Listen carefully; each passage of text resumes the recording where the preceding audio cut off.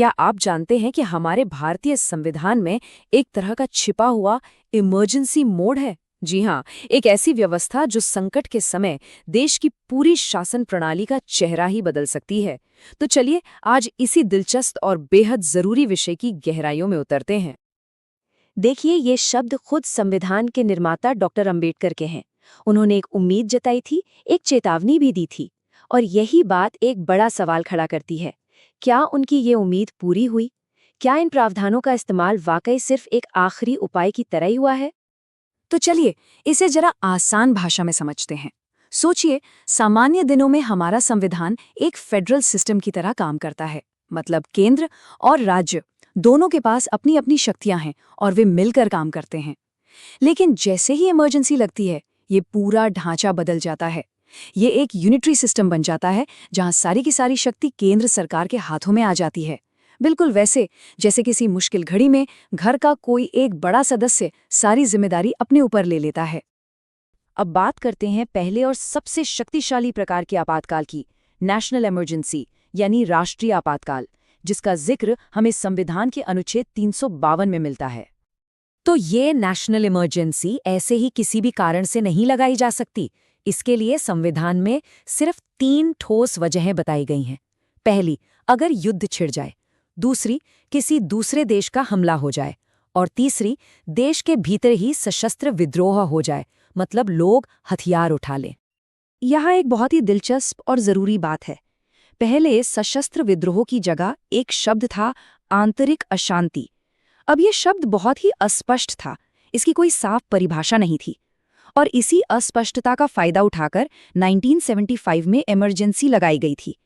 इसी दुरुपयोग को रोकने के लिए बाद में 44वें संशोधन के जरिए इस शब्द को हटाकर सशस्त्र विद्रोह कर दिया गया, ताकि भविष्य में कोई इसका गलत इस्तेमाल ना कर सके।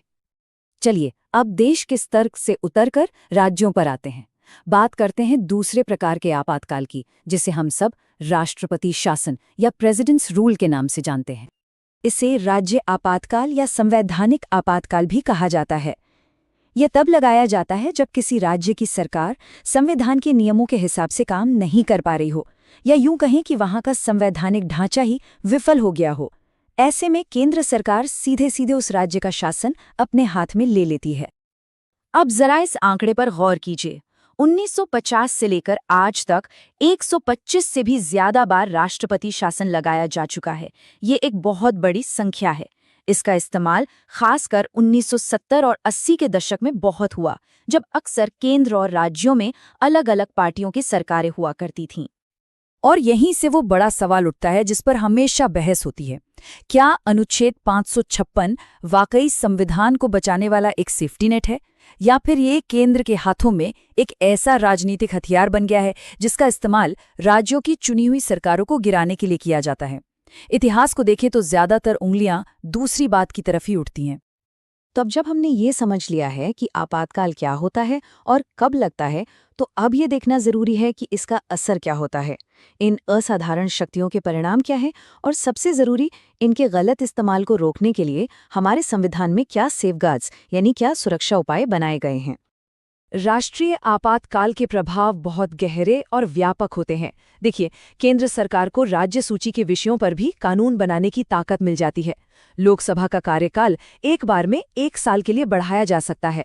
और सबसे बड़ा असर पड़ता है हम सबके मौलिक अधिकारों पर, हमारे फंडामेंटल राइट्स पर। जैसे ही युद्ध या बाहरी आक्रमण के आधार पर इमरजेंसी लगती है, अनुच्छेद 358 अपने आप एक्टिवेट हो जाता है। इसका मतलब है कि अनुच्छेद 19 के तहत मिलने वाली 6 आज़ादियां, जैसे बोलने की आज़ादी, कहीं भी आने जाने की आज़ादी, ये सब अपने आप यानी ऑटोमेटिकली सस्पेंड हो जाती हैं। इसके लिए किसी अलग से आदेश की जरूरत नहीं पड़ती। अब अनुच्छेद 359 इससे थोड़ा अलग है। ये राष्ट्रपति को ये शक्ति देता है कि वो एक आदेश निकालकर कुछ और मौलिक अधिकारों को लागू करवाने के लिए कोर्ट जाने के अधिकार को सस्पेंड कर सकते हैं। यहाँ ध्यान देने वाली बात यह है कि अधिकार खत्म नहीं होते, बस उन्हें लागू करवाने के लिए कोर्ट जाने का रास्ता बंद हो जाता है। और इसमें भी एक बहुत बड़ा सेफ्टी वॉल्व है। अनुच्छेद 20 और 21 यानी जीवन और व्यक्तिगत स्वतंत्रता का अधिकार किसी भी हाल में सस्पेंड नहीं किया जा सकता। कहते हैं ना, जरूरत ही आविष्कार की जननी है। इन शक्तियों के दुरुपयोग ने ही इन्हें रोकने वाले उपायों को जन्म दिया। 1975-77 के आपातकाल के कड़वे अनुभव के बाद 1978 में 44वां संशोधन लाया गया और फिर 1994 में सुप्रीम कोर्ट का एसआर मुंबई केस में आया फैसला एक मील का पत्थर साबित हुआ, जिसने इन शक्तियों पर और भी मजबूत लगाम लगाई। तो ये 44वां संशोधन एक तरह से इन शक्तियों पर ब्रेक लगाने जैसा था। इसने तय किया कि अब सिर्फ प्रधानमंत्री की मर्जी से इमरजेंसी नहीं लगेगी, बल्कि पूरे कैबिनेट की लिखित सलाह जरूरी होगी। इसे संसद में भी सिर्फ साधारण नहीं बल्कि विशेष बहुमत से पास कराना होगा और हर 6 महीने में इसका रिव्यू करना भी अनिवार्य होगा। और इन सब सुरक्षा उपायों में से एक सबसे बड़ा कवच है जुडिशियल रिव्यू, यानी न्यायिक समीक्षा। इसका सीधा सा मतलब है कि अदालतें सरकार के किसी भी फैसले की जांच कर सकते हैं, ये देखने के लिए कि वो संविधान के दायरे में है या नहीं। और हाँ, इसमें आपातकाल लगाने का फैसला भी शामिल है। एसआर मुंबई मामले के फैसले ने तो राष्ट्रपति शासन के इस्तेमाल के नियम ही बदल दिए। सुप्रीम कोर्ट ने साफ कर दिया कि किसी सरकार के पास बहुमत है या नहीं, इसका फैसला राजभवन में बंद दरवाजों के पीछे नहीं बल्कि विधानसभा के फ्लोर पर होगा। और अगर कोर्ट को लगता है कि राष्ट्रपति शासन गलत इरादे से लगाया गया है, तो वो उसे रद्द करके पुरानी सरकार को बहाल भी कर सकती है।